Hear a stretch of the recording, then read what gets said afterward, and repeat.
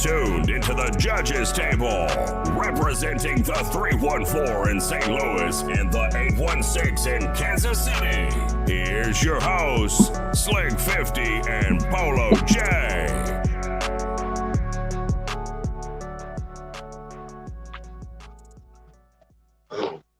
Oh my.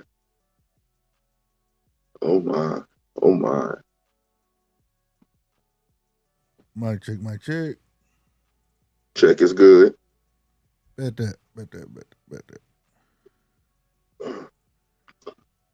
What's going on, boy? Not a damn thing. You sound relaxed, laid back, like you done smoked you one, and you know what I'm saying? No, I'm actually doing a lot of life reflecting. Life reflecting. Yeah. What the fuck does that mean? You went and saw one of them damn crazy ass people call themselves life coaches and shit. What? No. Pay me. No. I've just realized that a lot of things that contribute to some of my life issues are my fault. What? Holy shit. Oh my goodness. Hold on. Before we made dab in that, but hold on. Say that again for the people. Majority of the issues that I deal with in life are my fault.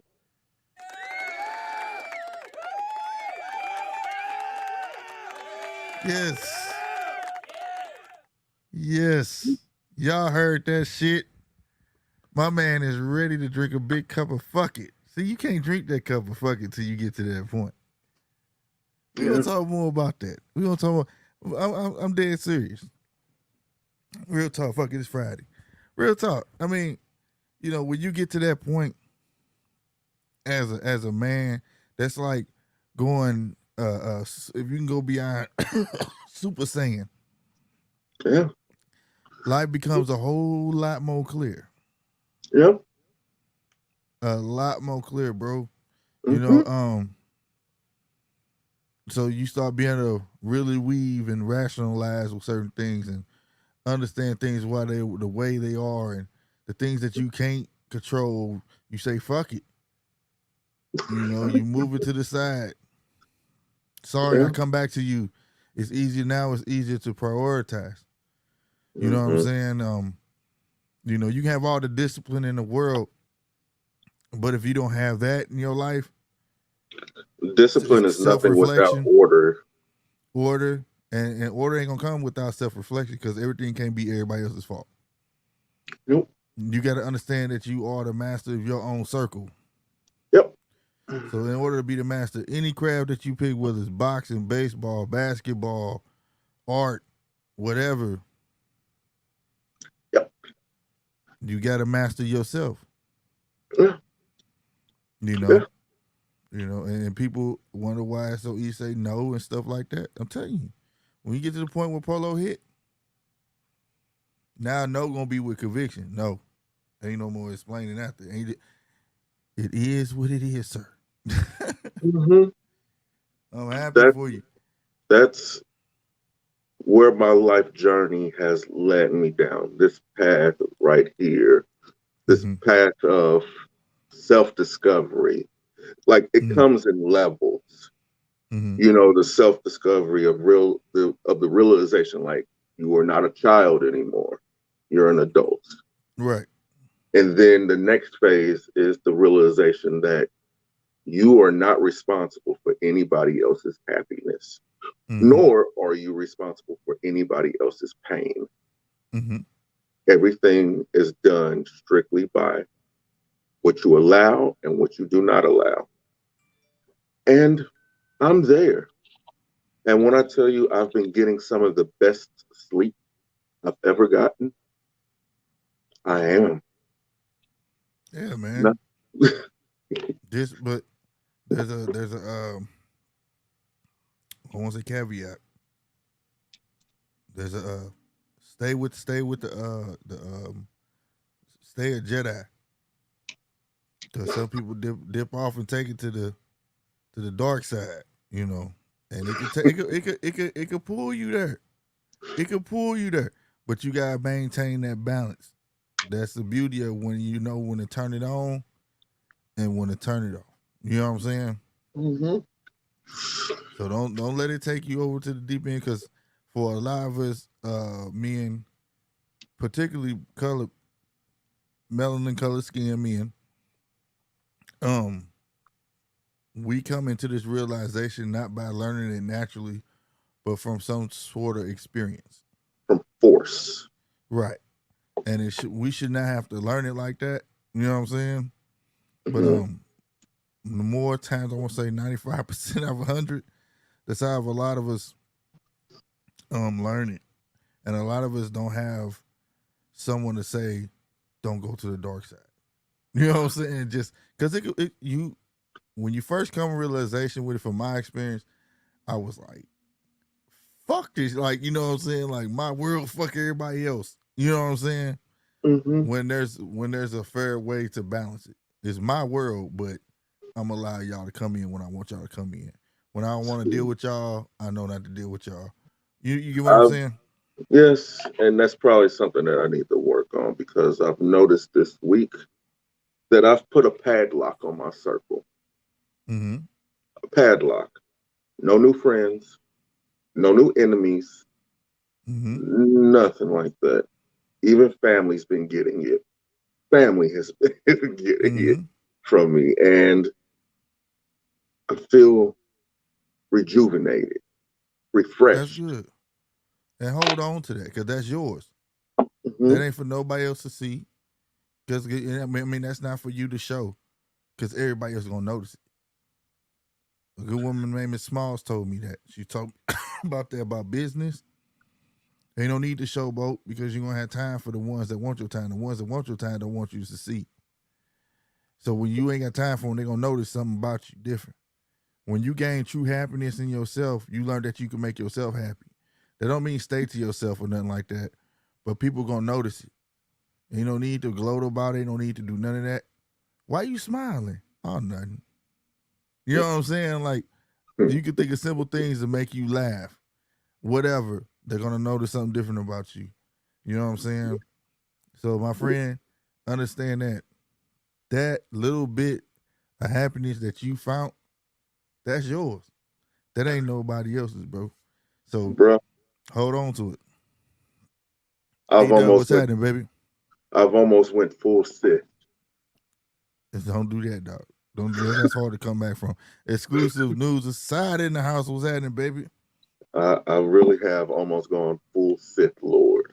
Yeah, don't do that. That's what I'm talking about. That's You see, that's where it pays to have good friends. You know what because I'm saying? I've basically been Excuse me, y'all. wearing all black all week, and I've just now noticed it. Like, people don't understand that colors actually do have some semblance onto your life, Oh my and goodness. Preach on it. Preach on it. and it attaches to your mindset. It attaches to your mental, to where you unknowingly start to program yourself in a manner to where it is not conducive for your own health. Like now, Right. I've been wearing black t-shirts for, I'll put it out there, since I got out of jail. I've been wearing black t-shirts, black. Well, And I've just now noticed that every shirt that I've put on all week has been black. mm-hmm. I think I've gone full Sith. Nah. Oh, fool, still. It's just what's comforting you right now. I mean, it's giving off the impression of, if you never told nobody, then nobody would come up with this. But it's giving off the impression what's going through your mind. You and understand what I've I'm saying? realized, and I've realized something else too. I'm not the most powerful person in my home. Let me explain. Mm-hmm. And this is not a bad thing, so to say. Yeah. Who's more important, the king, the queen, or the person who has the king's ear? Oh, dude. You he talking to me, he talking to y'all, because I know all this shit already. I've realized that the most powerful person in my house is my wife. She Right. has my ear. And I hate to say it in such a manner, but a lot of people have been getting punished this week. Well, the thing is this, and I won't go too deep until like we come back. Like I say, Fridays we're gonna talk about all sports and in the way I want to call it, fucking Fridays. You know what I'm saying? When we talk sports, it gets you off a chest same time. You feel me? Cause every time I want to tell Polo he ain't shit, and I just sit here. But so fucking Fridays it was gonna come out. You know what I mean? But no, yeah, I think we synced it, bro, and I hate that it's your last one. You know what I'm saying? The shit be entertaining, man. Go check out my boy, Exclusive News Insider, bro. You know what I'm saying? Mm-hmm. Don't forget we on a delay, E&I too. You know what I'm saying? We on a delay. I see the question mark. You know what I'm saying? But yeah, I watched it. Shit go hard, bro. I hate that, you know what I'm saying? Like I say, it's gonna be you say it's your last one until it happened. You took it far as you can. But you be on point with your shit, bro. I give it to you. The music, video, your knowledge, all that, it all goes together. Can't argue with it, not one bit. You know what I'm saying? So Exclusive. I definitely give you that. I want to tell you that you, young man, are an artist of your own time. You're a regular Da Vinci, a Picasso, a Hemingway. I want to tell you that, and I want to cultivate your gift by giving you your credit. Because a lot of times, us as Black men, we do not congratulate other Black men when they're successful at something or when they're good at something. So, young man, I want to tell you that you are good. You're wonderful, and I love you. I love you, you Black man. I love you, Polo. No, on everything though.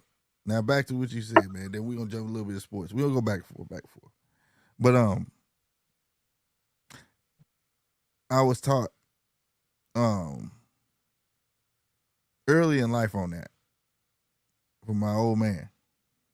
God rest his soul. Learned a lot from that guy. He said, "Don't you ever think you run a house? You don't run the house. You just think you got the power." I said, "What you talking about?" He said, "I play chess. I've been trying to get you to play chess for years, but you don't know want to learn," which is true. I just didn't care to learn it, right? Mm-hmm. And he said, "But you know the basics, right?" I said, "Yeah." He said, "What's the second to last piece that get taken off the board?" I said, "The king." He said, "But what's the objective to protect who?" The queen.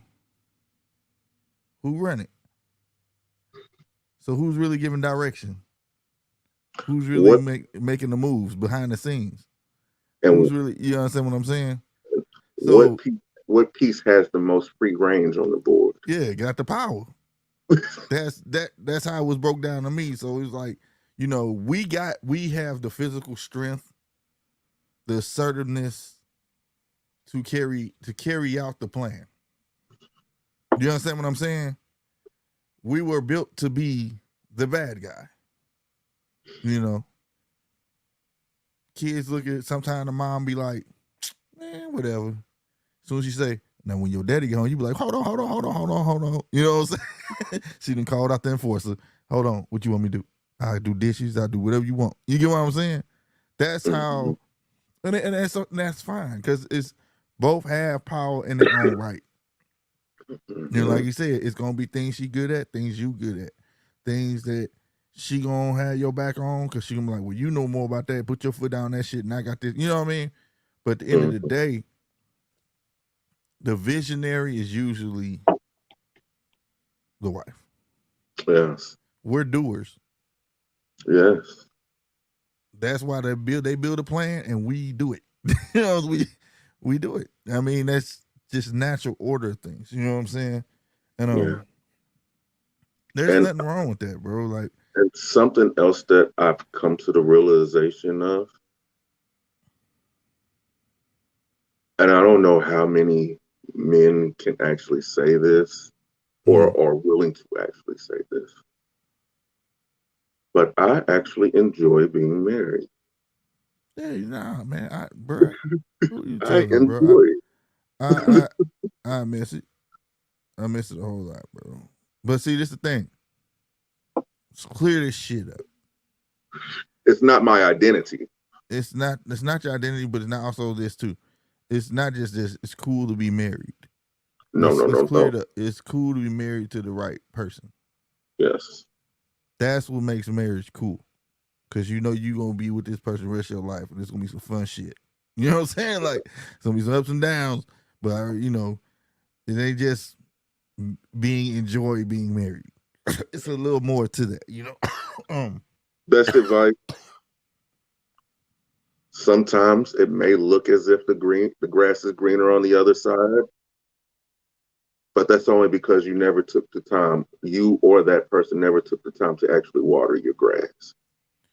That's a fact. And men, there's something called strip clubs. Now, Which are look, terrible places. go look, Terrible just places. don't touch, and you can go home. You know what I'm saying? Like, you know, No. Proper you know. place to see where the grass is. It seems like it's greener, but it's not. Social media. No, man, that's if you want to be depressed, but not all social media. Because make sure y'all tune in over here every Monday and Friday at 10:15. Goddamn me for I don't fucking consider Friday. YouTube social media. You know, No. I consider it all. I consider social media a gift and a curse. It depends who hands it's in. You know, people use it to spew all the wrong things, or what the case may be. You know, but I might be saying his name. Soto, ain't that who run the home run? Derby. Mm-hmm. Shout out to Yeah. Soto. And Fuck he's the Soto. $400 million man, ain't he? Fuck Soto. He the $400 million man, ain't he? Yes. Rightfully so, should have won that motherfucker. Then you what's wrong? Why is he contemplating on $400+ million? I know Because it's he for doesn't. 15 years, ain't it? It's for It's a 15 years. 15-year contract. But it's baseball. If he get traded, they still gotta pay him and gonna get another paycheck. Here's the tricky business about that contract. One, there's only two incentives involved in that. Whether or not you win MVP or if you win the World Series, you get a bonus. Second thing, there's no player option involved in none of the 15 years. So he don't get the lead. It's only if they get to want to get rid of him. It's only a team option, right? Not a player option. But say they do want to get rid of him. Go ahead. But the team option kicks in after the first year. But that's only 1 year. I don't think I would like 1 year. And there's the upfront. The upfront will not cover what's going to be coming on the back end at all. So basically, they can get rid of him. Don't have to pay the rest of the contract. Exactly. Fuck that. Why was they saying guaranteed? Why was they screaming that shit? It's guaranteed because guarantee is one of those words that you can use in legal jargon where it's up to the interpretation. Guaranteed does not always. They was like he guaranteed. He's up here thinking about it. Man, I feel him though. Because you have to have a good lawyer and a good agent in order to look over these type of things, and then you look over these type of things, because that option after 1 year, that's fine, but there's no more options after that first year. After that, you're pretty much cemented into that deal, right? And if you underperform, within that first year, yes, you keep the money that was guaranteed, but you don't get the rest of the duration of that contract. And if they choose to trade you, you have to go to a team that's willing to take on that salary. So what was it, like 100-something million that was actually guaranteed? It was only 110 million that was actually guaranteed. So if they want to get rid of him, they will owe him that. And then after that, you have to take into account taxes. He stays in one of the most tax-riddled cities in America, which is Washington, D.C. Got you. So out of that, they're going to take about 42% of that in taxes from the guarantee. So he's Not just to trying to see if mention, something better like gonna in come boxing, along. he's going to have to pay his trainers, his Right. nutritionists, and everything like that. So I he's got looking to take home, after all that is done, about 35% of that 115 or 110 million dollars. That's crazy, bro. So you saying back in the day when Pujols went to the Angels had a better contract than he did? Yes. That's fucking crazy. Yes. They killed me how they be screaming that shit. See, they be screaming that shit on TV. Yeah, he's guaranteed for. I was sitting there like, what? And then he won. I was like, well, that motherfucker better won if you worth 400 million. It's it. You know what I'm saying? You know, watching it, whatever. But like, what was my guy that came out hitting the 30? I missed my paper. I had wrote his name down. Came out hitting him 31 home runs. Julio. He gonna be something else. I like that guy. I like that guy. He's gonna be a pitcher's worst fear. He's gonna be something terrible. He's put the Mariners back on the map. Because when you think of the Seattle Mariners, you think of King Griffey Jr. Sr., King Griffey Jr., King Griffey Jr., Randy Johnson, Edgar Martinez, A-Rod. You think of these people. Do you think he could beat the join the club, Mark McGuire, Sammy Sosa, and old boy? Think he can beat old boy? What? Damn. The problem with the home run derby is it puts every team's quote unquote power hitter or best hitter on display. Oh, notice, right. So you're not going to get as many favorable pitches as you used to. Right. You're going to put them on notice. You're going to put them on notice. Yeah. Vince, that is big news. Yeah.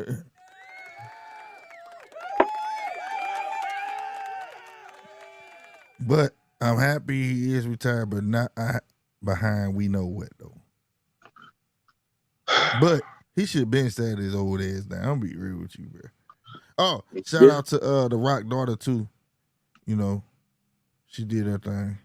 Did you see it? Mm-mm. Y'all didn't see it? Okay. Well, check out on. I didn't know NXT be performing in like little gyms and stuff like that. Yeah, she wrestling. That's what's up. Another Maya Villa, another of the Annoy tribe is in wrestling. So if only we could get another fucking Von Erich. You know, I doubt it. All the old names from the doubt, bro, and hopefully with. I don't think Vince. Who you think is a problem, man? Who do I don't think Vince was the problem for the storyline. I don't even think. I'm gonna be real with you. For storylines, we know that storylines been regurgitated forever and ever again. But like, who you think is really the problem when it comes to character building? I will say this: the pen is mighty powerful. The pen is mighty powerful. But even with the pen being powerful, somebody still has to approve it. So the person who's approving what's being used, the king can only approve what the knight does with his sword. Facts. So you think it was Vince? It was Vince along with Bruce Pritchard. Because if you look at the storyline, because Bruce Pritchard and Paul Heyman. Now let me get this out the way. Paul Heyman does a damn good job on SmackDown. Yeah. He does a damn good job on SmackDown. The main problem with WWE right now is Raw. Mm-hmm. Their flagship program. They did that to themselves. They did, bruh. Let me tell y'all something. If you don't know, I'm from North Side, St. Louis, by way of East St. Louis, Charlie Park. You understand me? If you know where that is, that's the hood. When SmackDown came out, it was like I had something to relate to. This is the hood, bro. I was like, fuck the suburbs. I don't have to watch, you know what I'm saying? And it just did numbers, bro.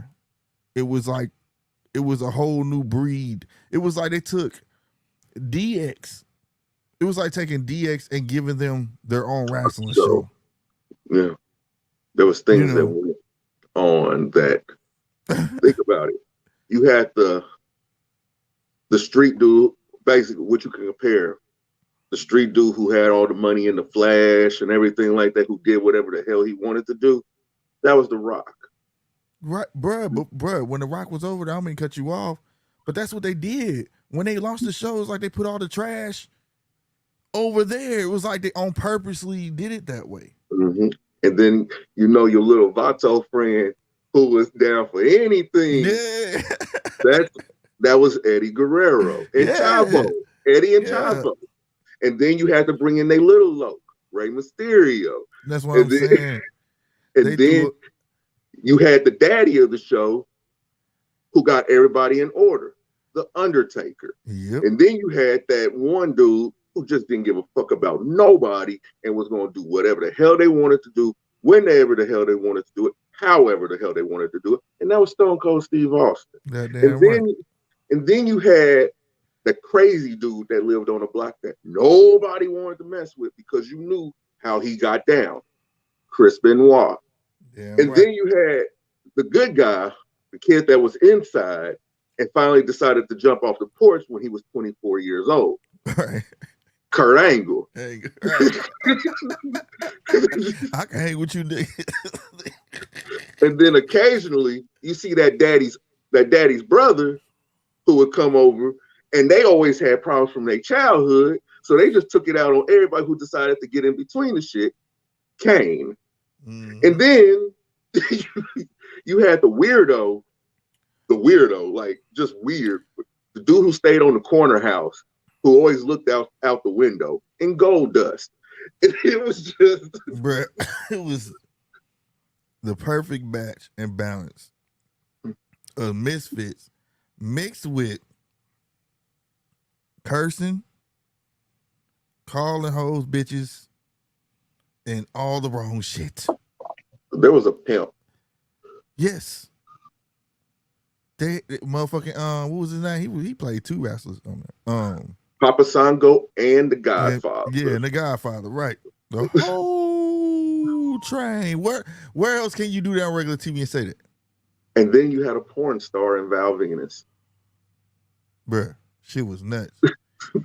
Goldust was seemingly gay. You had it all. It was all the hood. It was all hood shit, bro. And then you had the big dude that, the daddy of the block said, "Hey, stay away from him. I'll deal with his ass sometimes, but not all the time. Right. That motherfucker's crazy, but I'll deal with his ass sometimes." And Brock Lesnar, when he first popped on the scene, because he was wrecking. People don't know this or remember this, but Brock Lesnar won 75 matches before he lost his first one. Oh, for real? I didn't even know that. But and then what? So when they did that, that shot Raw in the foot to me.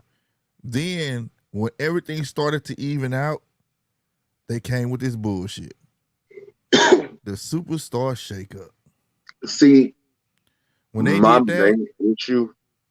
When they did the superstar shakeup, they start placing the wrong people on different shows because both shows gave off different vibes. Different audiences. Yeah, it didn't fit. It was like, this guy don't belong over here. What's this? And he the best way I can compare it. His stock went down. The best way I can compare it.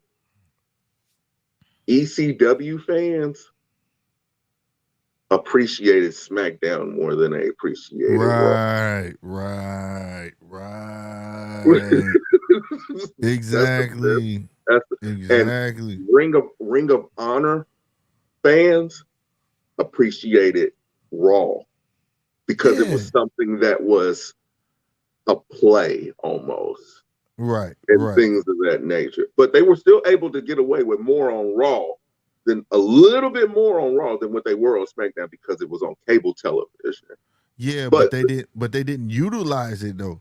Because they took way more chances. I remember when I was in California first hit and it came on UPN. Yes. And that shit hit, man, you had, bruh, I'll never forget, bitch, what? Did I hear that right? He just called her a bitch.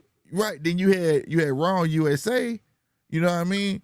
And they weren't they didn't take them type of chances. You know what I'm saying? They didn't.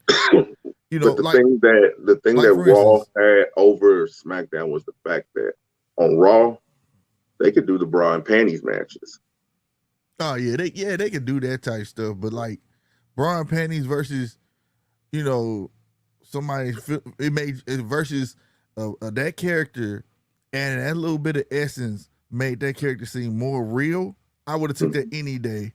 The Rock got in the ring, wrote a song off his dome, sung it to Stephanie and called her a bitch and hoes and shit out her name. Where else you gonna get that? The That hood. shit was, and she had to sit there and take that shit, and her face was looking like, "What the fuck?" But she was about to laugh. You know what I'm saying? Like, what the fuck? Like, See, what we're describing is two main issues with Raw and SmackDown. You can exclude NXT because it's its own entity in this right, case. Whatever happened to long storytelling? See, the problem with the brand splits and having an exclusive group for SmackDown and an exclusive group for Raw, you lose the ability to tell long stories, draw them out, not in a bad way, but to where you can have a vignette over the process of this beef, this situation, to where pay-per-view matches, as the watcher, it felt more personal because you'd be like, I remember when that happened. That was messed up that he did that. Like, say for instance, Shawn Michaels and The Undertaker, one of the greatest storylines I think ever. Right. It all started because Shawn Michaels interfered in The Undertaker's match against Mankind, which led to Undertaker interfering in his match against Mankind. The little crumbs. It's the little crumbs that lead up to the big shit. Yeah, you didn't see The Undertaker for 2 weeks. You seen him back in a match against Sid. Then you seen Shawn Michaels in the back on camera or something like that. They didn't do nothing with it. They just left it that he was there. And The Undertaker was there. They were in the same building. What's going to happen? But nothing happens. Which leads to Shawn Michaels and Hunter Hearst Helmsley at the time attacking The Undertaker, which set up the casket match. Right. The casket match where Shawn hurt his back and had to be out for a little while.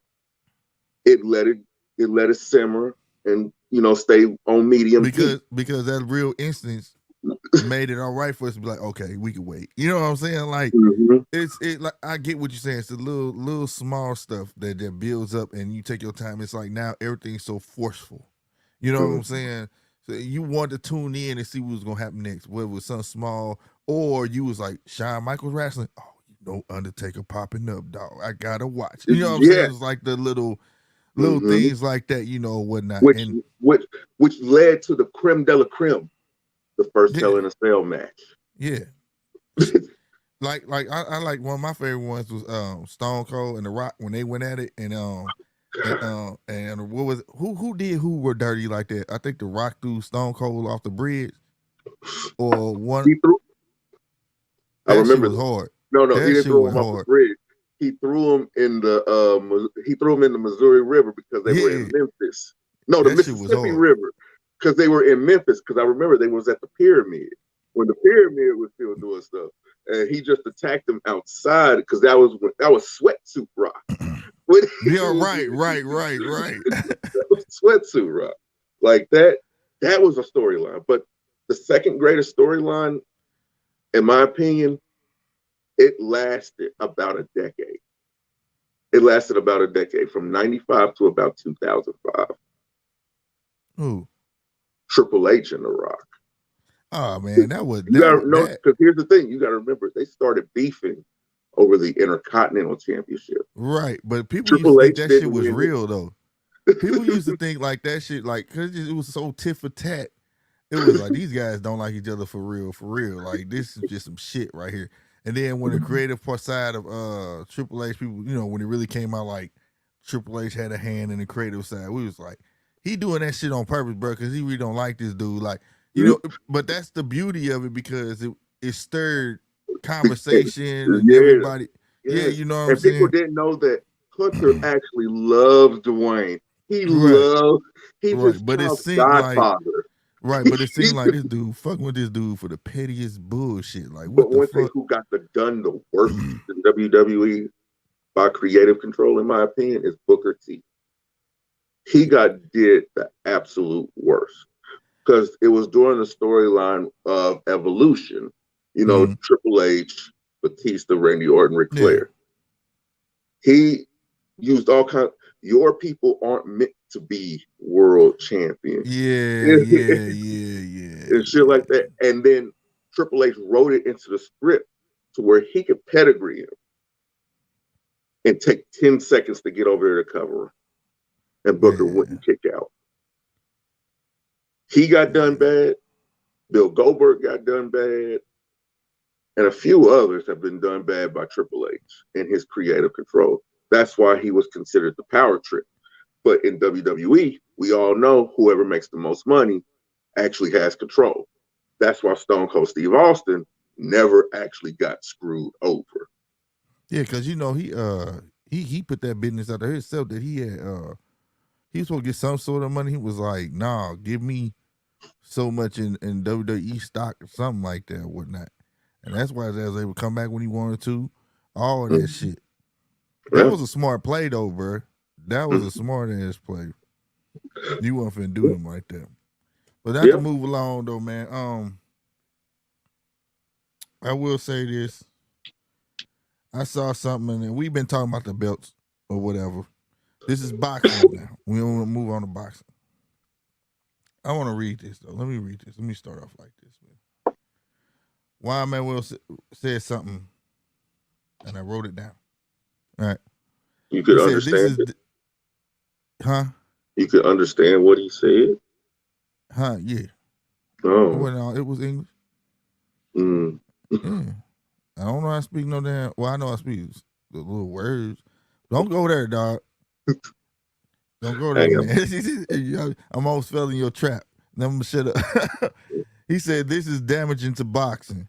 It's not fair that a YouTuber fighting inside the ring, a former basketball player or a former NFL player.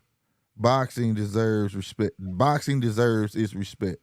This is not a game. When you fight, a life is at stake, and the respect for the sport has been lost." What's your take on that, bro?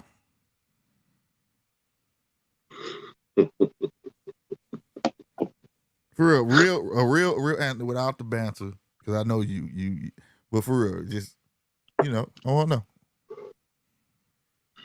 I agree.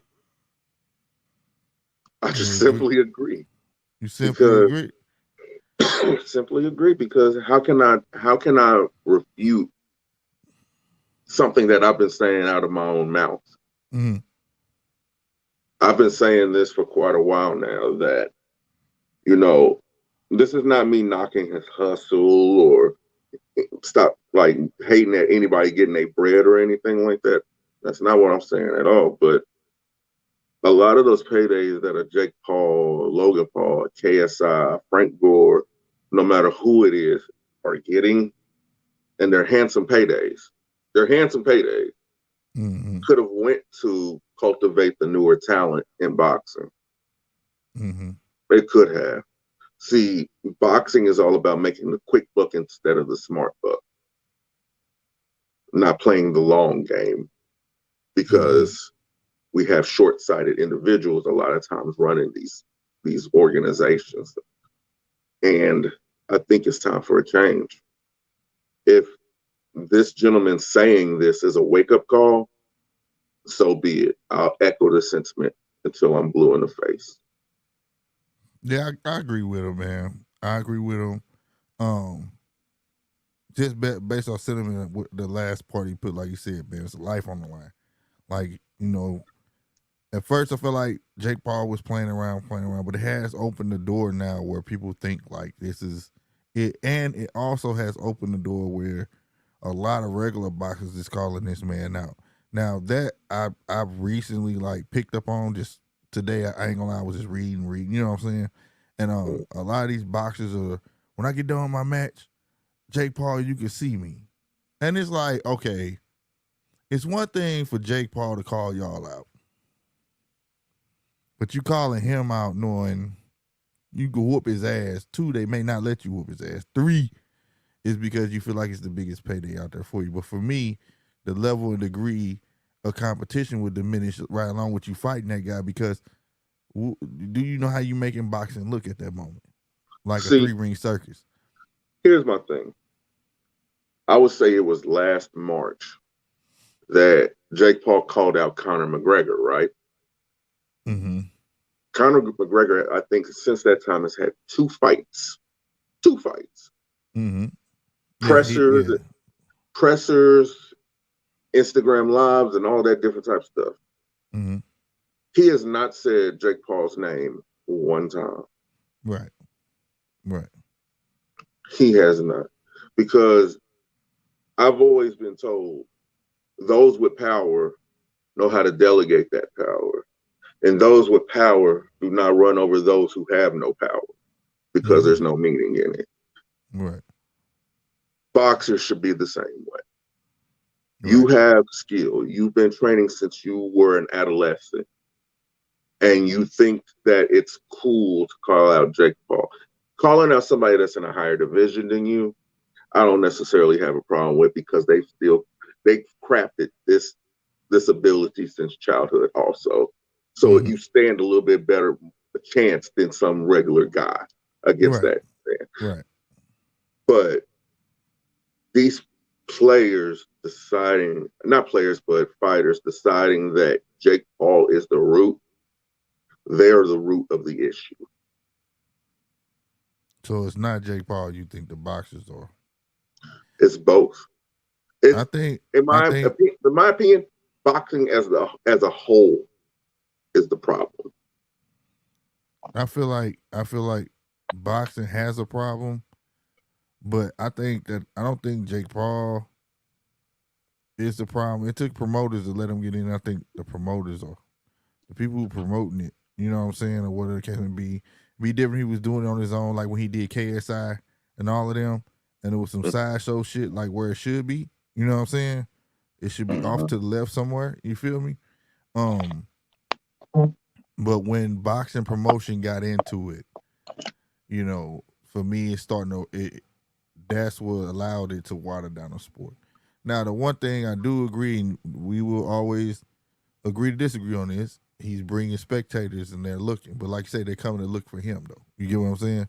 But I'm hoping they rub off and want to see what other guys are doing. You know what I'm saying? That's just my hope.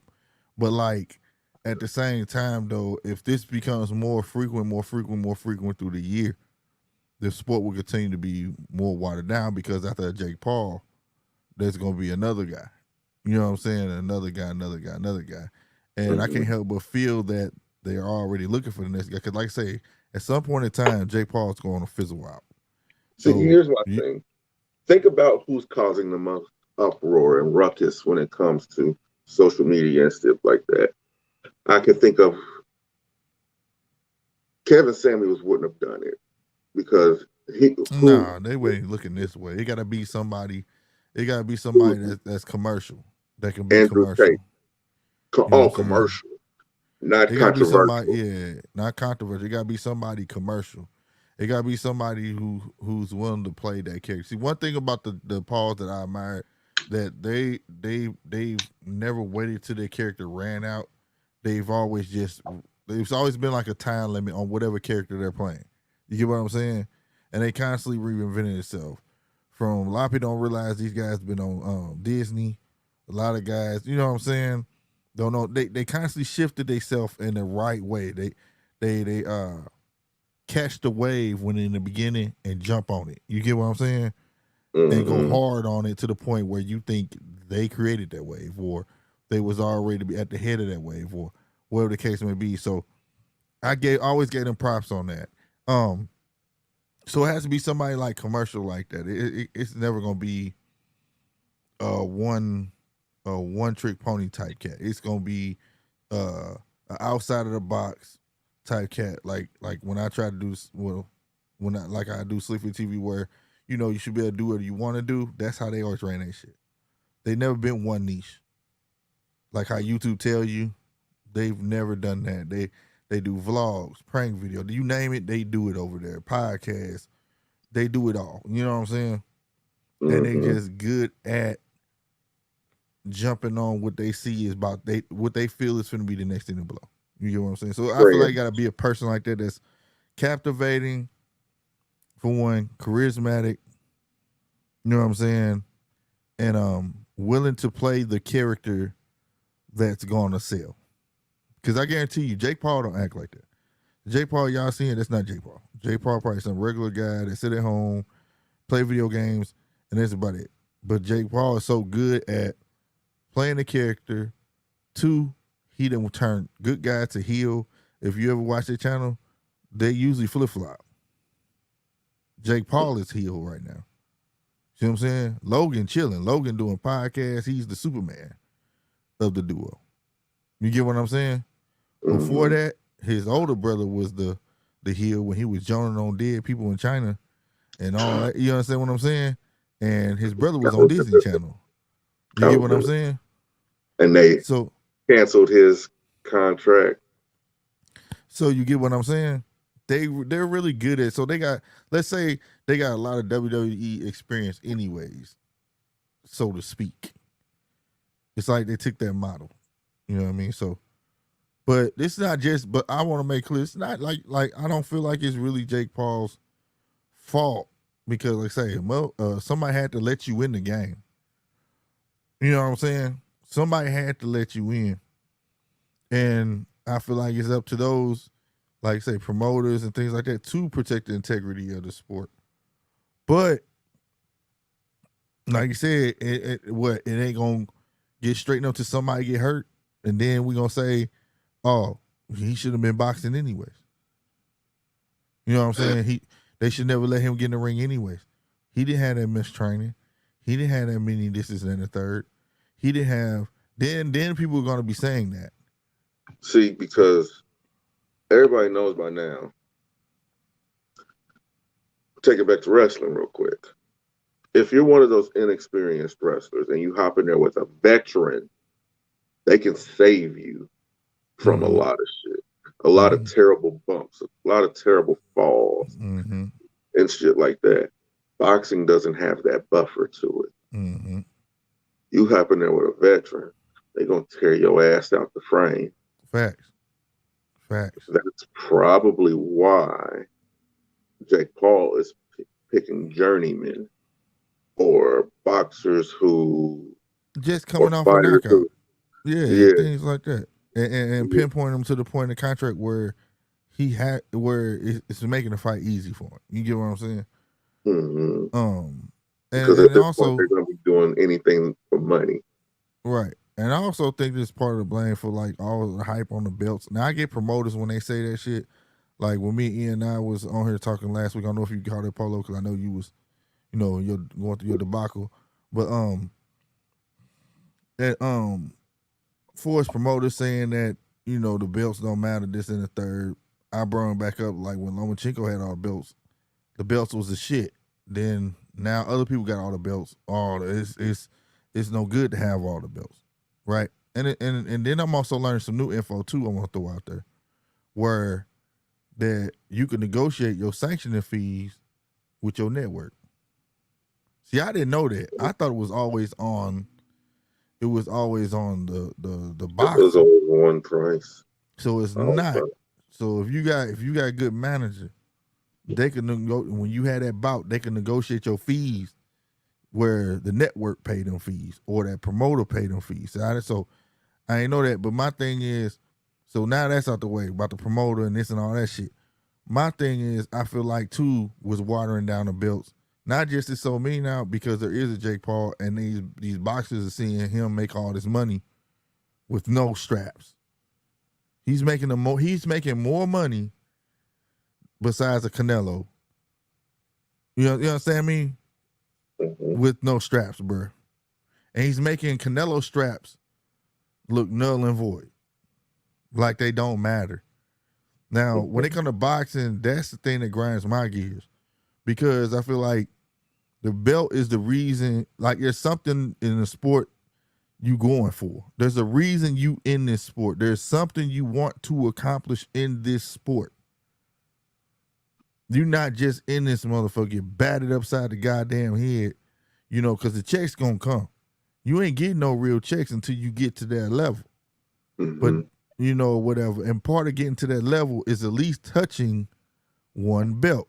Now, for everybody that was saying that shit just 2 weeks ago, and I'm talking about everybody was saying, well, I think it's bad that one person have all the belts.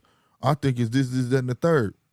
Okay, then why everybody's, well, I ain't gonna say everybody's favorite legend, but I'll say this: the legend Mayweather himself put out talking about the belts. He talked about having the belts. He contradicted himself about sanctioning fees. You want to know why? Let me tell you how. He sat there and said, yeah, the belts, this and that and third, it's cool. But, if that's what Tank want to do, and when he'll get all of them, I'm going to tell him to drop 3 of them the next day, right? But then he turned around and said in his career, how many belts he done made, how many he done had, how he made them famous, and he had 5 at one time. How you gonna tell a man not to go for no belts when you had 5 one time and you was willing to pay whatever, whatnot? You understand what I'm saying? Mm-hmm. This is where the game get finicky, and I feel like a lot of boxers, and me and you've talked about this off air, I feel like not just management, man, either have a good manager or have a good lawyer. And if you can't include that, be able to have that, I don't think you should sign with that person. I don't think you should sign with that person because it's totally bad to the point where there's a lot of conning going on. A lot, and you can go look this up. I am not putting words in Mayweather's mouth or anything to the fact. That was his words. I held 5 at one time, and he kept them. But then you turn around and tell another man no. Also, now we know that you can have your fees negotiated in. This is that and the third. So why these boxers should not be going for these belts? That's the whole point, to be the man, so I can say who the hell I'm gonna fight. You can call me how the fuck you want. You know what I'm saying? That's how I look at it. The issue is what you said. It's the conning. It's the conning, right? I feel like we need to bring the prestige back to these belts at the end of the day, and we won't get crazy shit like, what's my man name?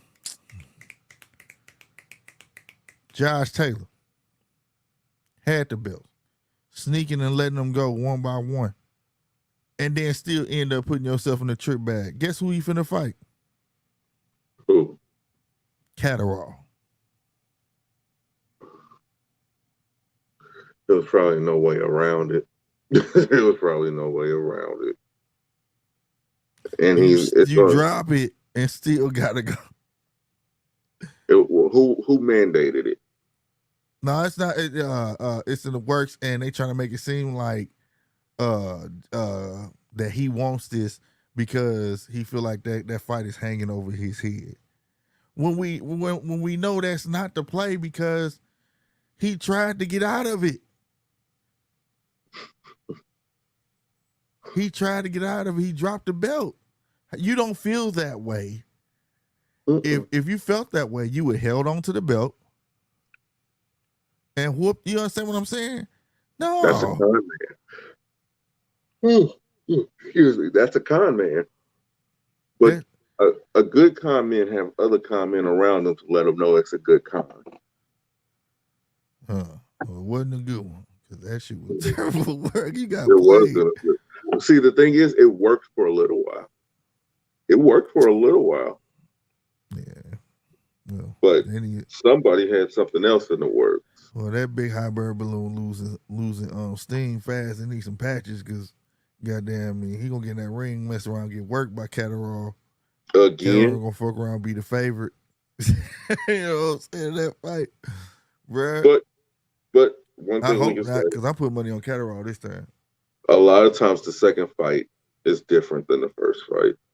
Mm-hmm. A lot of times it is. I mean, there's just severe cases where it was. Like, I could say not Anthony Joshua, but Deontay Wilder versus Tyson Fury. Mm-hmm. We all know what happened in the first fight. But the second fight, shit. Can we say all bad? And I'm All expecting more of the same when it comes to Anthony Joshua versus Usyk. I really am. I'm expecting a complete beatdown. I'm a big fan of Robert Garcia as a trainer, and it would be so nice if you can get a heavyweight champ under his belt. But at the same time, I like Usyk, and I just can't pull away from Usyk whooping that man ass. I don't know what this man can do to light a fire under his ass, but I don't see it.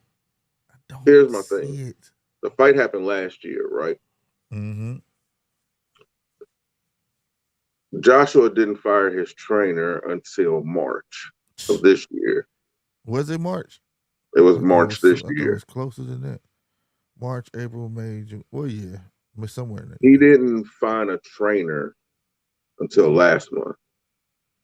That's when he announced that it was Robert Garcia. I think they had already talked, and he probably was filling the process out, and then because I remember he went on a tour. Yeah, and he it had was to go back to the hood. He had to go. He went to the hood first. Find himself and the people he looked up to. Yeah, boy. Yeah, the Frank that was ignorant, bro. All these other gangsters. I looked up to them. I'm going to get you, boy. Yeah, I'll get you, boy. He did not sound tough at all. Yeah. But no, on everything though, man. I hope Mike do good for him. I want to see some improvement, but I don't think any improvement is gonna have. I think it's the same as Wilder versus Fury.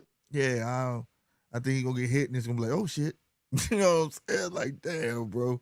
I don't think it's gonna be one hit. I think it's gonna be a combo that he takes and he's going, oh no. Yeah. Let me he gonna be like, who was old boy that he gonna be like Red on Friday? No. No. No. He gonna keep that broomstick out there. And every time it looks like he's about to fire, it's gonna revert back to what it was in the first fight. Because I've never seen a fight in history where a boxer was able to take 3 rounds off and still win those rounds. I think that was the first time in history I ever seen that because there was 3 of them. Yeah, it was probably more than 3, but I just counted 3 just to be nice. Mm-hmm. And he had his hands down, one all the way down to his hip. Whenever Joshua looked like he was about to do something, that hand came up quick as hell and tagged. Man, that dude, he got comfortable, man. And the 3 layoff round, like I said, he did enough to win him. And for me, and I don't know if it's one thing to be good, like to see, but that dude was seeing everything in that ring when he was fighting AJ, bro. It wasn't nothing that he didn't see coming. It wasn't. It was like he could see that man's soul. Like, he knew what punch he was going to have to take if he got caught also. Yeah. And was able to brace or to roll for it because he knew it was coming. Right. And what it tells me, AJ's power ain't all it's cracked up to be.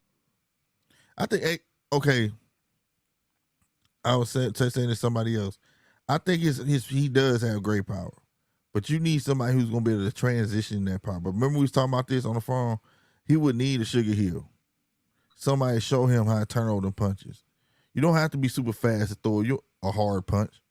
You know what I'm saying? If that's the case, we have a George Foreman, Larry Holmes. We wouldn't have them guys that hit hard, but they punches wasn't very fast. You get what I'm saying? Mm-hmm. It's a matter of knowing how to turn over them punches and get to the extent of that punch.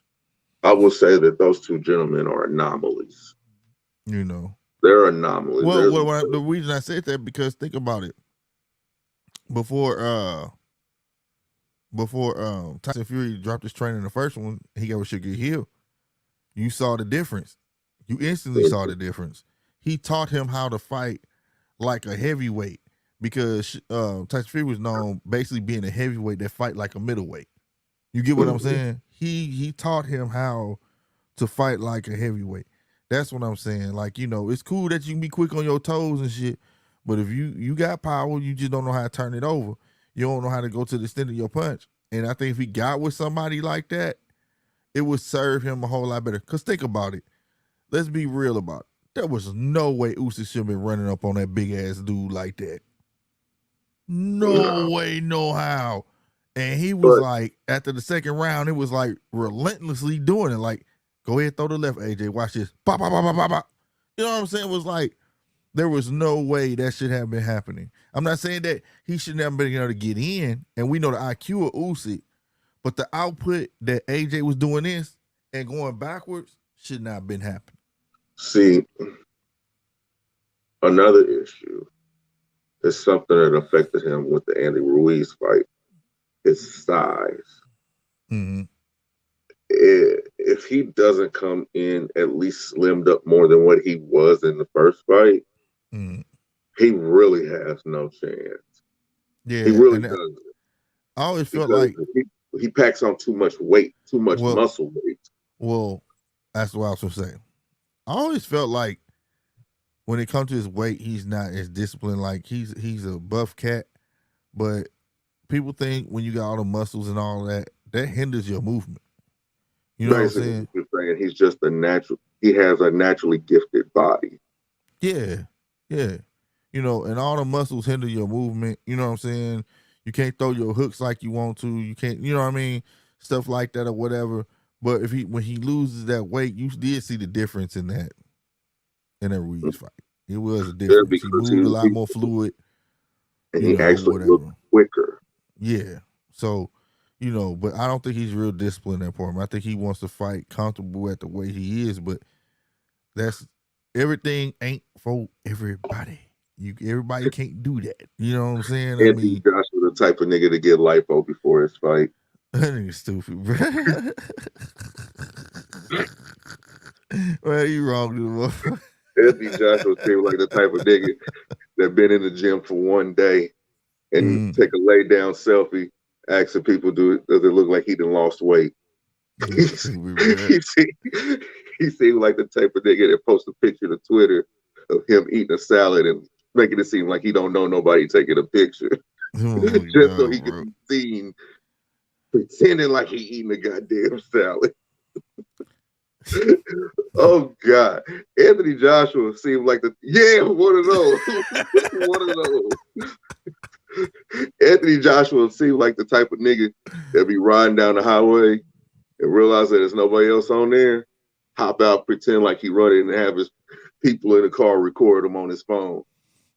Anthony Joshua seemed like the type of nigga.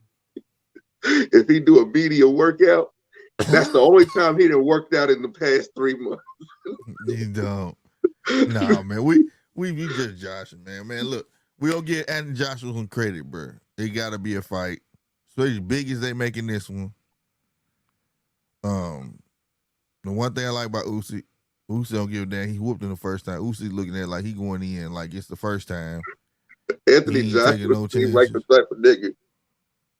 This dude still on this, if man. A girl look at him, he start rubbing his nipple. This dude's stupid. This dude don't understand the whole joke. All right, man. All right. Tomorrow night, man, we got Joet Gonzalez versus Isaac Dogbo. I think it's Dogbo, but Dogbo. It's gonna be a dog fight in Minnesota, man. The Grand Casino. Anthony Joshua seems like the type of nigga that asks his girlfriend if she got some nair. This dude's stupid. I'm about to meet this guy, bro. Stupid, bro. Forgive me, bro. Man, I need to mute myself. He got me laughing over here at this stupid ass shit, bro.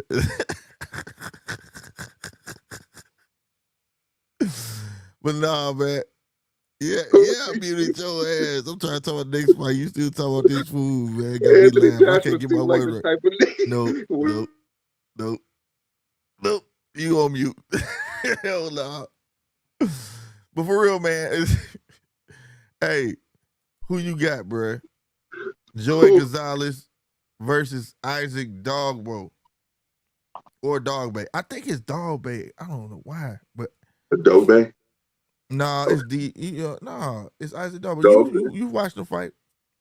Okay. We watched Joey Gonzalez too. Let me see. I know it's gonna be action. It's gonna be an action fight. Both of these guys are gonna go at each other. So this ain't gonna be a sleeper. Don't sleep on this one. If you want to see some action, Slick telling you, this right here is one of those fights where they're gonna go at it. They're not gonna be dancing around. All right, let me see who's gonna win. Yeah. I'm going with the African. Who is? I was gonna pick Gonzalez, man, but Gonzalez got a little more better defense.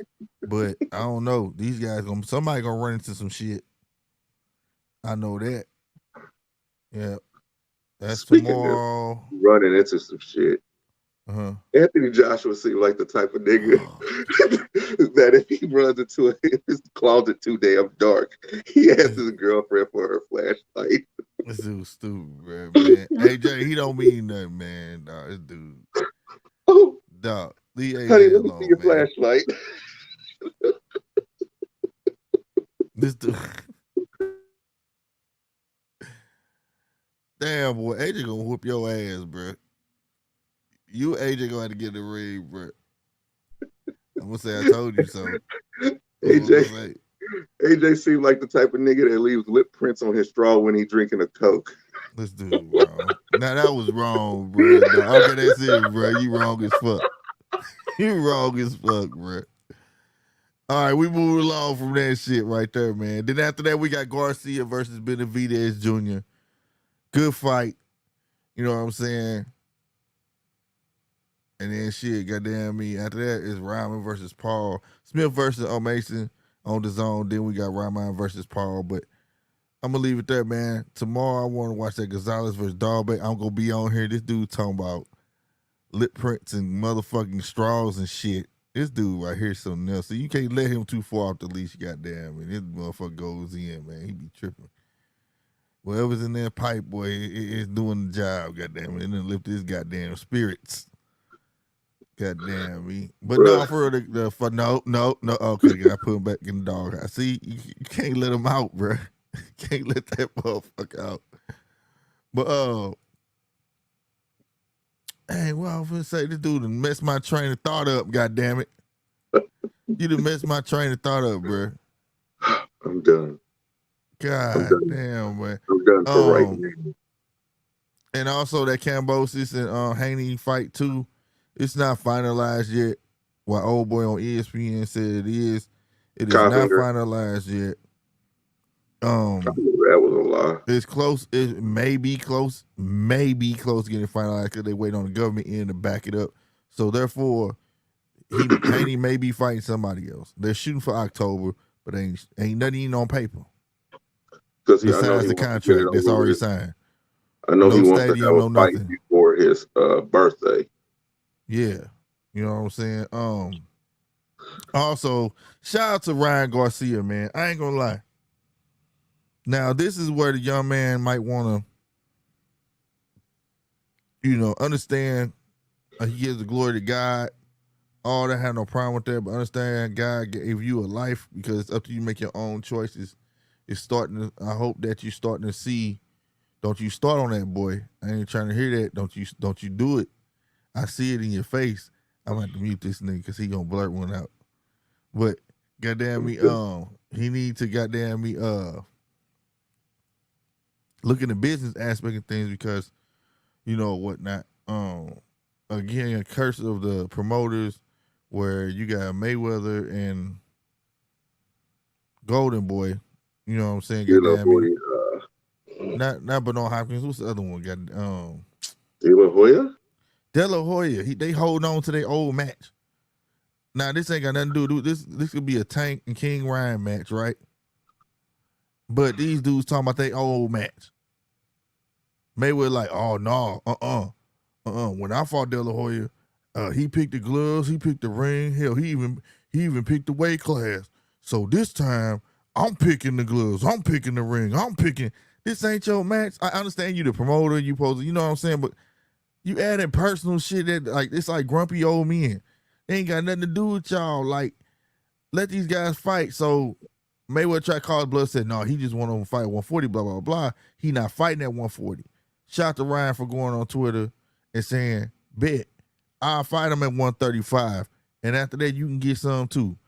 Now I hope Ryan got some stick where he can go to do and tell your promoter though. You gotta be willing to tell your promoter, keep y'all business to y'all. I really want this fucking fight, bro. You know what I'm saying? And if I got but that's how they're gonna build it, right? And if I gotta go to 135 to get it, I go to fucking 135 to get it. You know what I'm saying? So, if you remember, I said that's how they're going to promote the fight if it takes place. It's not going to necessarily be Tank versus Ryan. It's going to be. You did say that. You did say that. It's going to be De La Hoya versus Mayweather, right? And those two young men are going to get caught up in the mix, and one of them is going to get fucked. Yeah, but see, that's where I liked it. That's what I liked about Ryan stepping outside of it. Like I heard what you saying, but I do the 135. But he was saying it like not because you're saying it. I'm saying it because I want this motherfucking fight. Like he was already willing to do that any motherfucking ways. You get what I'm saying? Like it don't make a difference. Right. You know, exactly. Mayweather's doing all the talking. We don't know if Tank wanted, but at least I know. But see, this but this is the thing. This is boxing. Somebody needs to say something from their side because the fight don't get made. All the Tank ain't got no fan name. What do they call? We got the Earl Sexuals. The Brigade. What's Javante fans' name? I call them the Brigade.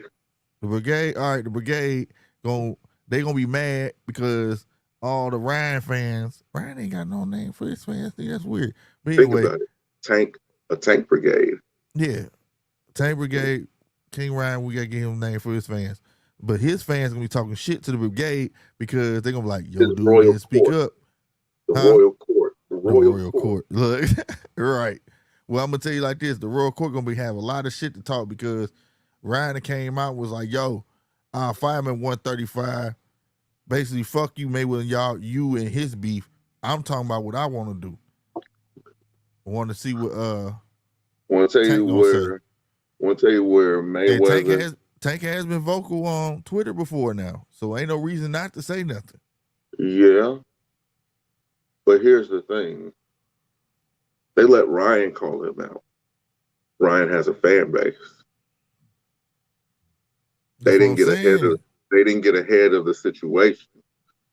So now, if Tank backs out or this fight does not happen, at least by the spring of next year,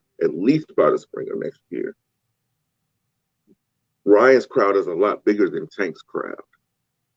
They're gonna make it look like Tank was scared of him. Ducking him. That's what I was saying. The consensus argument is going to be that Tank ducked Ryan. Because Ryan been talking for a minute. He said, I'm about to do this dude like Ali did Sonny Liston. I'm about to pop up where he at. I'm about to do this at the third.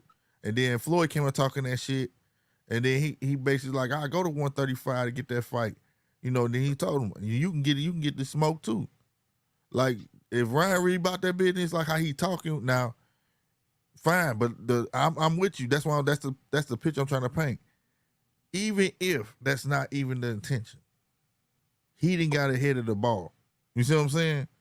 To make it look like, because like I said, Tank been vocal on Twitter before and talk shit back to boxing.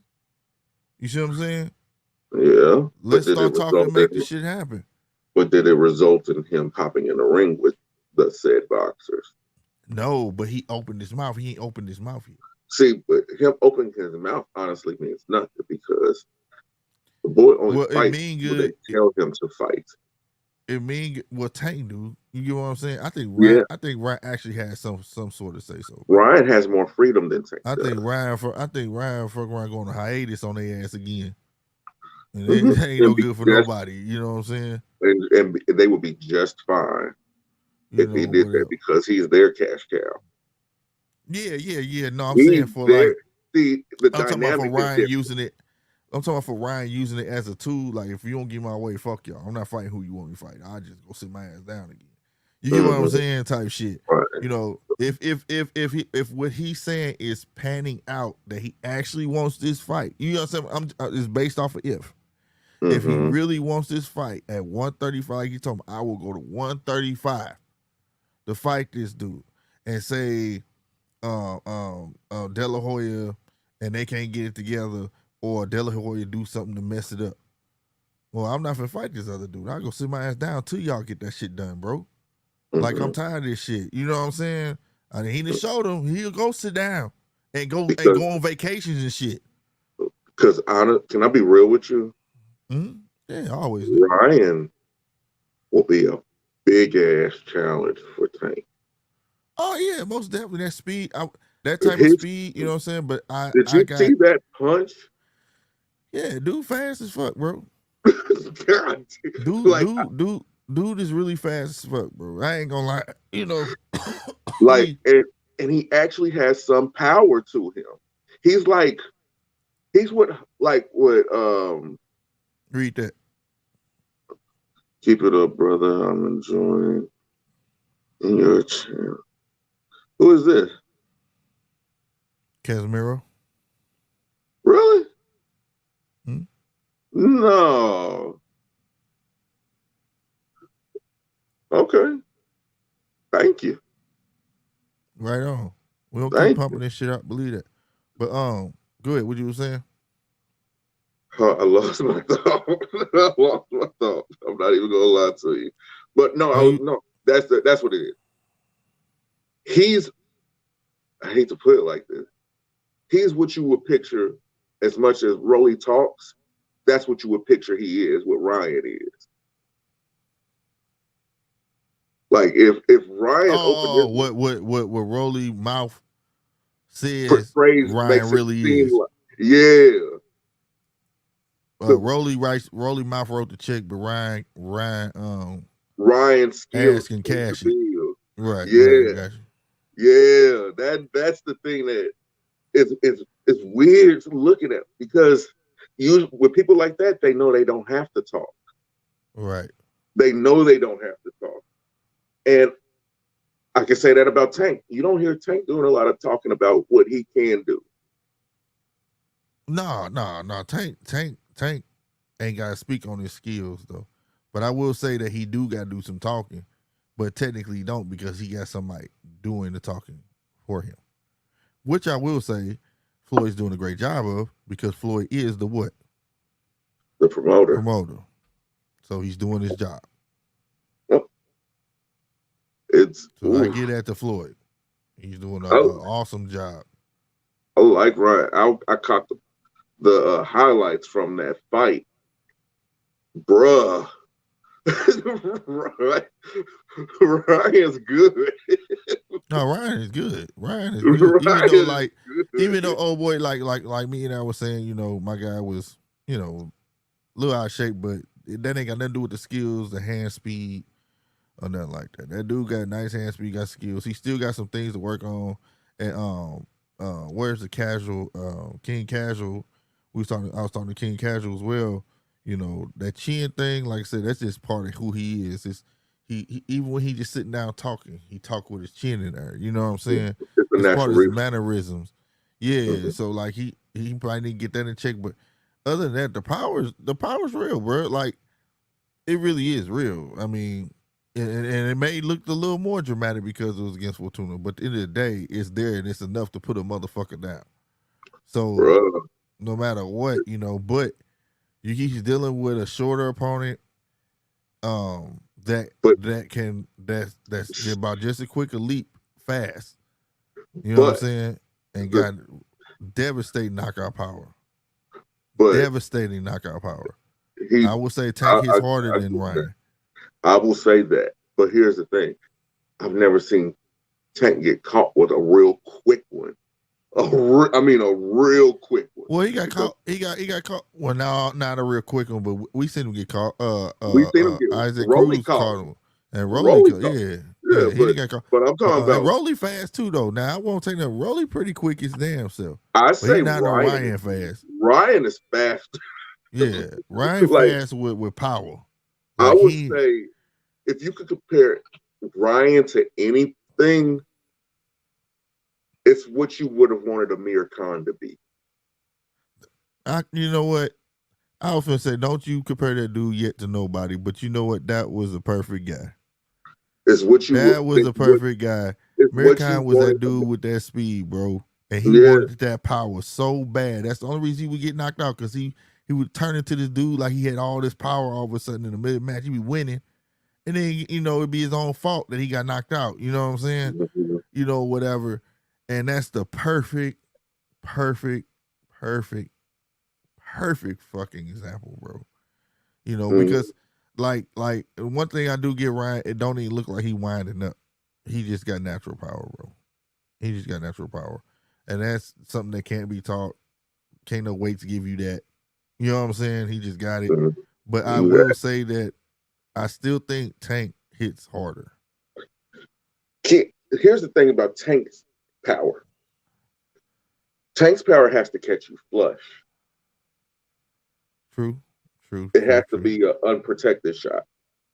Ryan's power is deceptively powerful because it's something coming so fast, to where you would think it would just probably be a stinger, but it's a glancing powerful blow. Yeah, he caught Fortuna like top of the head and wobbled his head. Yeah, and then the punch that put him down. I've never seen a left hand thrown that fast, except for Amir Khan. Yeah, and the way he hit him, I seen it. I was like, "Oh, dude's out with his eyes open." Yeah, Fortuna, and he. I think I ain't seen nothing on it, bro. Like, ain't nobody checking up on that cat, because I've been looking. I think he broke dude eye, bro, because that dude eye was just. I don't know. Fortuna eye looked like something was wrong. It wasn't swole. It was like all red in the white part. You know what I'm talking about? And he didn't get thumbed.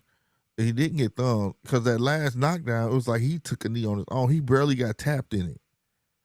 And he was like, fuck that, bro. Like, you know what I'm saying? Like, I'm good. Like, he did something to him. When I seen him, did you notice he was squinting, almost as if he was trying to keep the eyeball in? Yeah, like it was something wrong with the eye, bro. And that's not easy. But here's the thing. That's not easy to do to somebody. Nah. Well, that's what me and Witch was gonna say, because like we seen Fortuna fight, man. I know a lot of people say, well, Fortuna got that ring, this and that third, but at the same time, you seen Fortuna though, bro. You know what I'm saying? Javier Fortuna, you know what I mean, whatnot.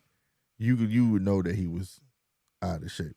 That's why he was asking for that 2 weeks. Because he was trying to, past 2 weeks. Plus he came in 157 and Ryan came in at 148. Which I don't think neither one of them passed on the scales if that was their weight. You know what I'm saying? They just let the fight happen. Yeah, Marquez is one of my idols. Me and Marquez is the same style, Memo said. Yeah. Yeah, no, Marquez is gangster, man. One thing I like about Marquez never back down.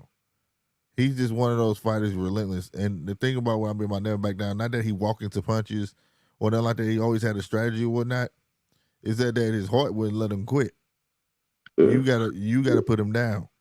It's something admirable about somebody who's coming in the ring with that warrior's mentality. Like, okay, I know this is boxing. I know it is, but let me turn this into a fight.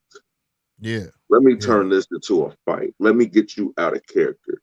Yeah, you're gonna catch me with one, but I'm gonna throw two right back at you just as hard. Right. Can you His take inside it? game was a I can take it.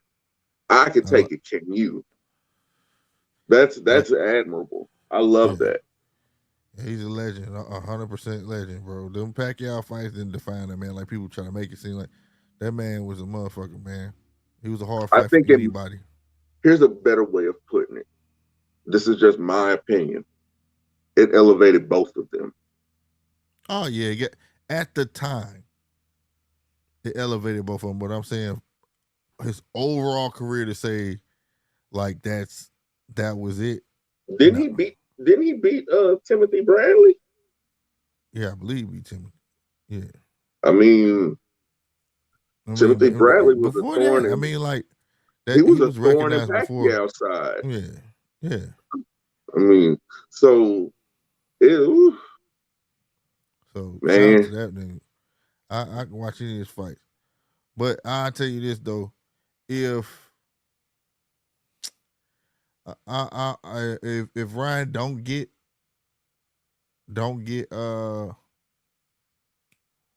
Tank, I hope JoJo get in there. JoJo? Yep. Why? Because hopefully he'll give him a fight. Because I'm gonna say it like this, because he needs something. Plus, it was an easier fight to make because it's all in-house. But that ain't what he want. And I'll be honest with you. I'm glad a lot of boxers is not calling out people who are in-house. I'm glad boxers are calling people out that's across from them, so to speak. Because it's time, bro. It's time. I'm sorry. It is motherfucking time. And I ain't gonna get too much into this because this could be our next subject. But so make sure y'all check it out Monday. But it's time, bro. It's time for these promoters and these networks to loosen the reins and join forces somehow, come up with something where these guys can fight network to network. You in this stable, PBC fighter fighting, you know what I'm saying? Instead of these rare special occasions, Tyson Fury and Deontay Wilder, or this is and the third, you know, because it just benefits the promoter's pocket. And I get it, because they get the ring, they do all the promotion, I get all of that. But when are y'all gonna have faith in y'all fighters, bro? You sign them. It's when more. Are you gonna have faith to turn them into? When are you gonna have enough faith to want to put some dollars into somebody to turn them into that star? You understand what I'm saying? Like a JoJo, say JoJo Diaz. I'm just throwing it out there. 135 pounds. JoJo ain't 135 pounds no more, is he? Yeah, he is. Yes, he is. I'm tripping. JoJo 135 pounder go fight Frank Martin. Why couldn't that happen? You know why? Because one's Golden Boy and one's PBC. But I see one hell of a fucking fight there. Neither one are pay-per-view stars. So why the fuck that can't happen? But again, I don't want. Go ahead. I'm let you do that. But I don't want to get too deep in it because that shit is. You know what I'm saying? Because that's the evolution of boxing at this point. It's the slice of the pie. Yeah. It's the slice of the pie. Facts. Nobody wants to be equal, but nobody wants anybody to have more. Right. Hold that. That's it. I want to hold that subject down because that's a whole nother one. The evolution, because everything has an evolution point. Everything has a breaking point. You know what I'm saying? And so, but we gonna get to that, man. Hey, we appreciate everybody coming out. Whatnot.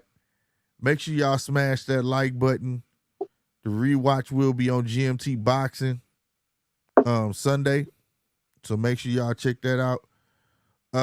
And also check it out every Monday, y'all. 10:15 p.m. Central. You know what I'm saying? We are on the road to 1,000. We're close to 500 now. But once we get to 1,000, we'll be giving away autographed shirt by all your favorite boxers. Sean Porter.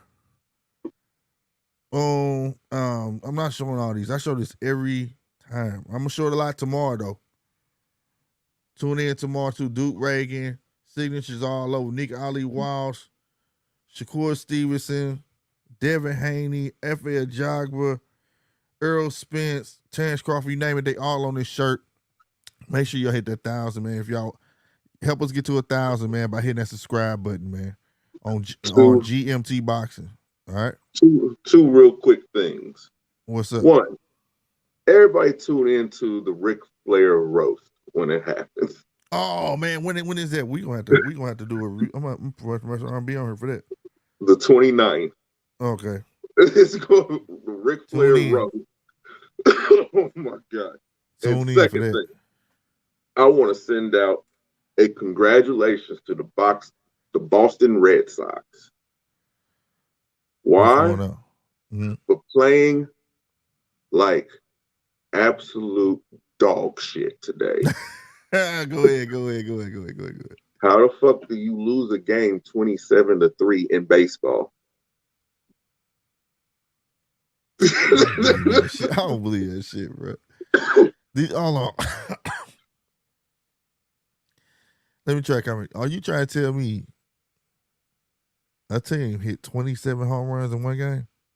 No, a team scored 27 runs in one game. Oh, okay. How? I thought you said home runs. I would say, what? What kind of baseball are we playing today? Like, it confused the absolute hell out of me. Why I was what the score ended up being 27-6. Hold on, I'm gonna ask you again. The Blue Jays scored 27 runs versus the Boston Red Sox in the 6th inning by itself. I'm gonna ask you again. What was the score? The ending score was 27-3. So again, a team hit 27 home runs. No, not hit them out the park. I'm just saying though, but ended up going around the bases. They ended up going around the bases 27 times. Do you know what that means? At the beginning they went through the batting rotation 3 times. Bruh, was anybody catching the ball? Was the catchers everybody was on strike today?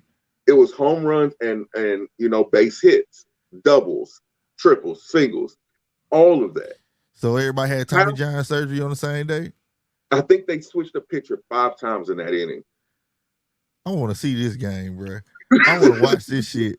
How did I miss that? I'd have been like, damn. Has this ever been done? 27 home runs? 27 runs in 27 in one inning. Throughout a whole game, yes.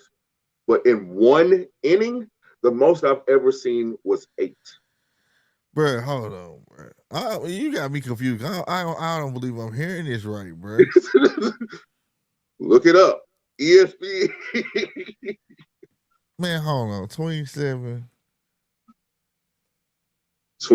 runs in the 6th inning.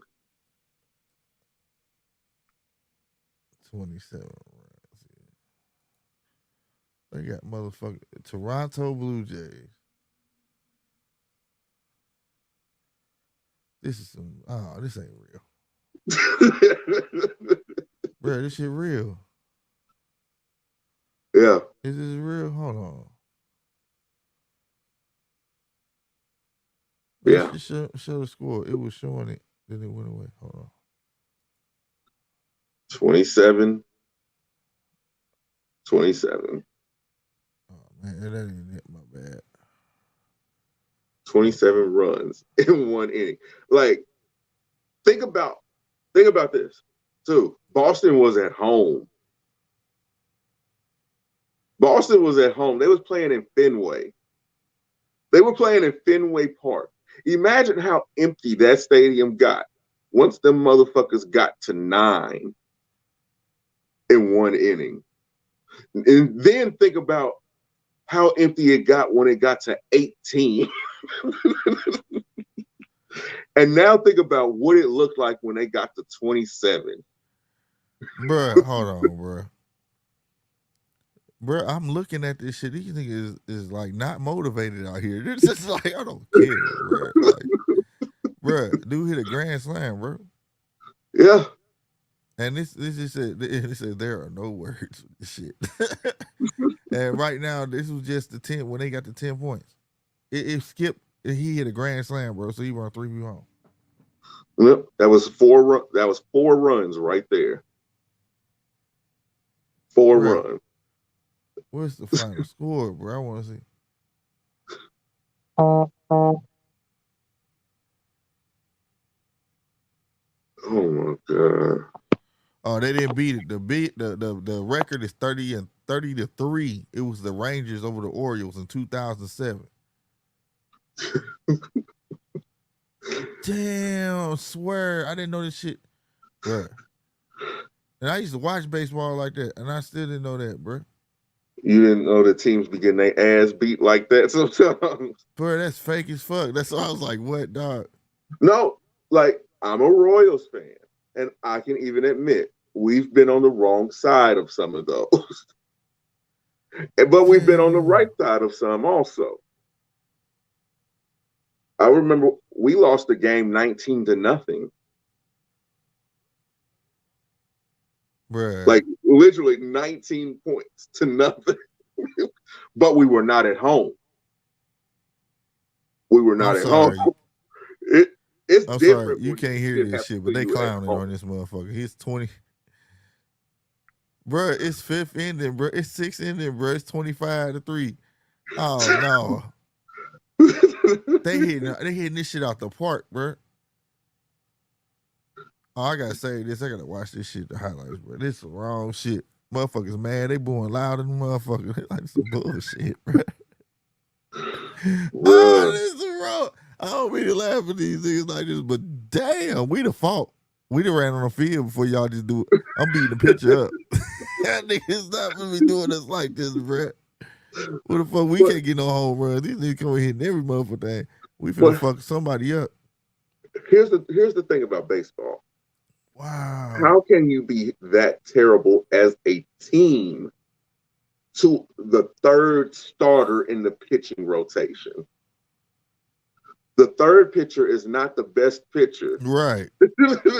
He's the opening day pitcher. That's what the best pitcher is. He's the opening day pitcher. He's the one who's guaranteed at least 10 wins. At least 10 wins. How do you lose to the motherfucker that at the most is going to have 4 or 5? And we're after the All-Star break. Bro, that shit crazy, dog. Damn. I'm being serious. That's some wild shit, bro. That's bad. But Boston is in last place. Fuck all that. That don't mean you get done like that. Them dudes out there playing lazy than motherfucker. I watched dude hit the ball. They was just like, dude threw the ball. He just let it go past. I'm like, fuck that motherfucker. I don't even want to touch that damn ball. That's fucked up, bro. And they ran a grand slam. How did he get a grand slam off of that?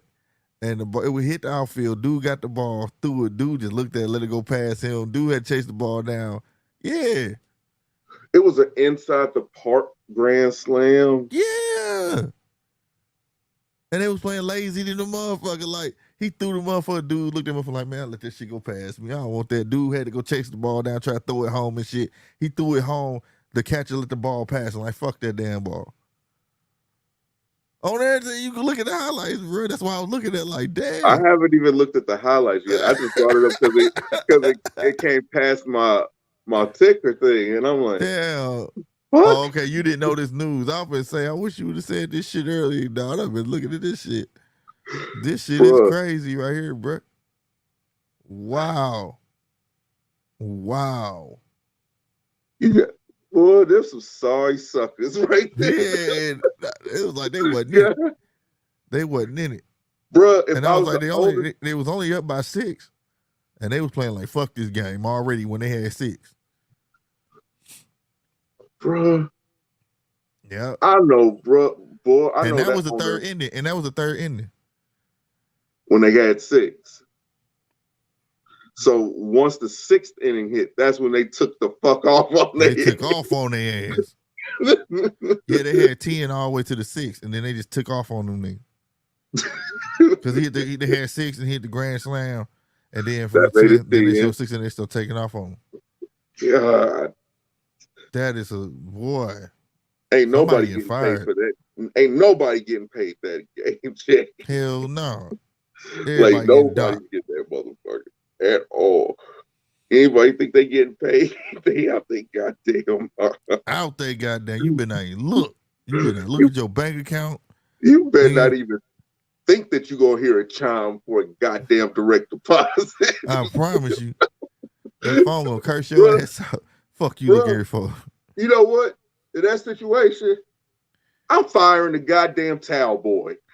Man, everybody getting it. You hear me? I'm It's firing. everybody's fault. It's the. You know what? I'm firing the concession.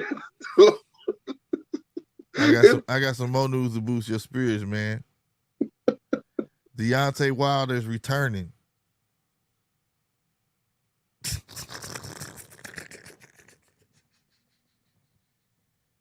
It was a wild day.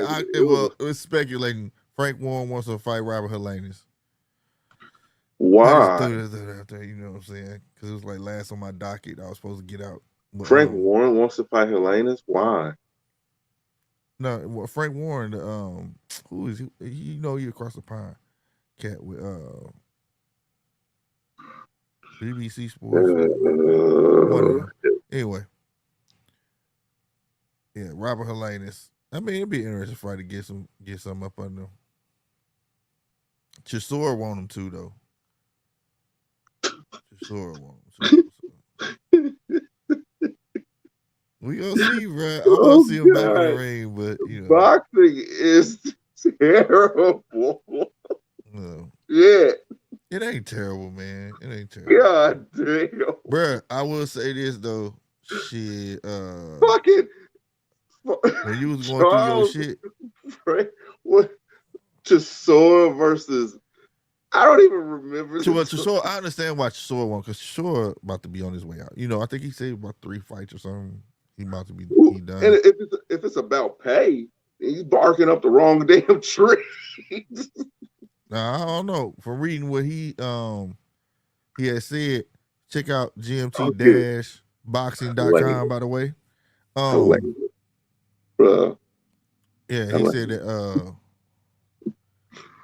he just always wanted to fight him or something like that. I don't think he's about to pay for him. I think Chisora is really just trying to get 3 tough fights of the people who he want and then burn out on boxing, bro. You know what I'm saying? He walking around looking like Wesley Snipes on Demolition Man and shit with that damn blind shit. On his mustache and hair, bro. He tripping. But yeah, the Helenius thing. See it, bruh. That ringside seats for that fight. Ringside.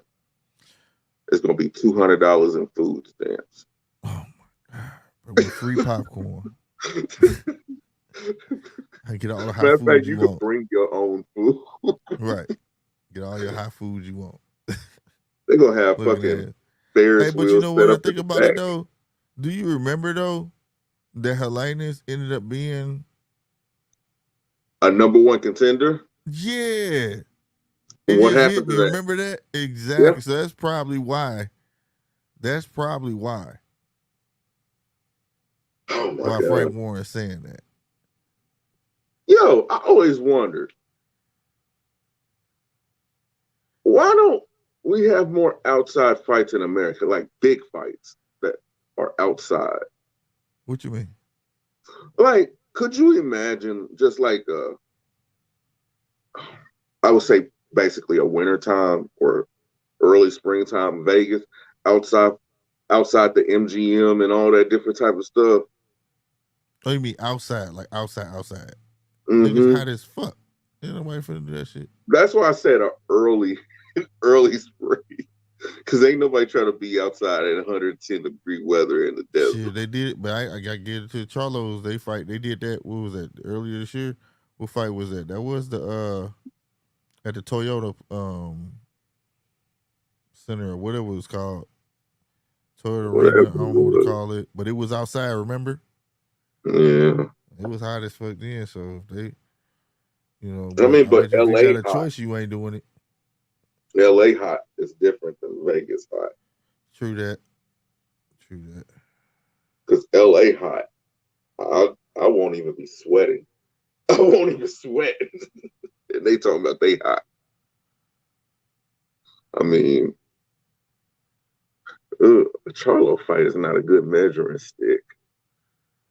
No, I was just saying for us outside, but I don't think you're gonna get two giant heavyweights being outside. Man, If they have a choice, you feel me?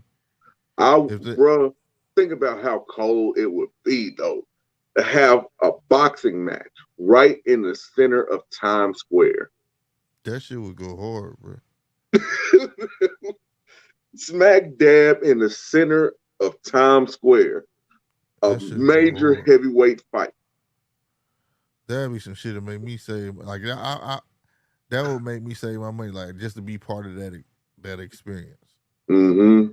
Because it's not just fight. That's literally like a whole experience. For one, I've never been in And think Times about it, Square. Times Square got all those screens and everything like Yeah, that. that should So be no matter hard, where bro. you're at, no matter To be where able to the hell lock that you down, you know that's gonna cost some money because all them businesses gonna have to lock down at that at, time. think about it, leave the restaurants open.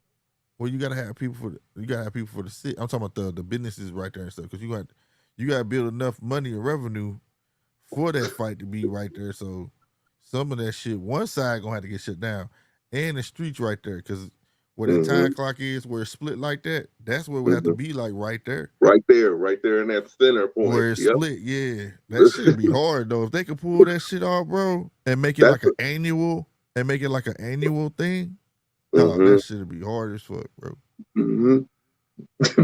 Like I still like I'm selfish. I think that Midwest boys, us here in the Midwest, we should fight in our Midwest venues. You know what I'm saying? Like hell, take Terrence. Omaha is 2.5 hours away from Kansas City. What, basically 3 hours, right? Mm-hmm. I would love to see a sold out boxing match at Arrowhead Stadium. That'd be dope. For real, Because that shit go hard, bro. Because I know when Kenny Chesney comes, he's not at the T-Mobile Center. He's not at Kaufman. He's not at our amphitheater, the Uptown Theater, or none of that. He's at Arrowhead. Mm-hmm. And Arrowhead sells the hell out. Yeah, you know, that's how they use the soccer stadium downtown here. It's like a entertainment complex. That's how they do that shit now. But I don't know if boxing is big enough for it. I mean, but hell, make the tickets affordable and broadcast the living hell out of it. That's how you the get whole argument. Who is making that argument about having 3 million? They had 3 million viewers versus 300 in attendance. It was Bill Haney. It was Bill Haney. You know, even though they still paid for it, he was like, you know, you had ESPN Plus viewers, but it was 3 million versus 300 pay-per-view buys. Then if you look at the pay-per-view buys based off the country, you're really not adding up that much. He had an interesting point on it though. You get what I'm saying? So it's not like they don't make money off of it just because it's on free TV. You know what I'm saying? In some instances, they make more money. You know what I'm saying? Like that was y'all got to check that interview out, bro. But that was a good interview. Way he broke the details down. Like you don't hear managers break the little shit down. You know what I mean? Whatever. That's what I liked. He wasn't just on there talking this shit. You know what I'm saying? He was breaking that shit down. But yeah, man, we gonna kill it right here. So to speak. Like I said, the replay of this will be back on Sunday. I will be on here tomorrow. Polo possibly will be on here tomorrow if he can. For the Gonzalez and Dogbo fight. Dogbo. Yeah, Dogbo. Dogboe. I don't know why I want to say Dogbo, but I think it's Dogbo. But it is gonna be a dog fight, no pun intended. I will most definitely be on here. It's going to be on ESPN Plus, ESPN. Make sure y'all come through for that support. Also, smash that like button your way out. Share the stream if you can. And having said that, you got anything to say, Polo? No? Well, actually, I do. I actually do have something to say.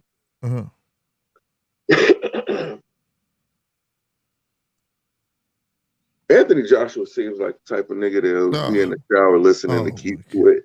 Yeah, we out, y'all. This dude right here is stupid, bro. We out, y'all, man. Y'all be easy, bro. This dude lost his rabbit ass mind. Anthony Joshua seems like the type of dude to throw his hands up when he don't have service. You are now tuned into the judges table.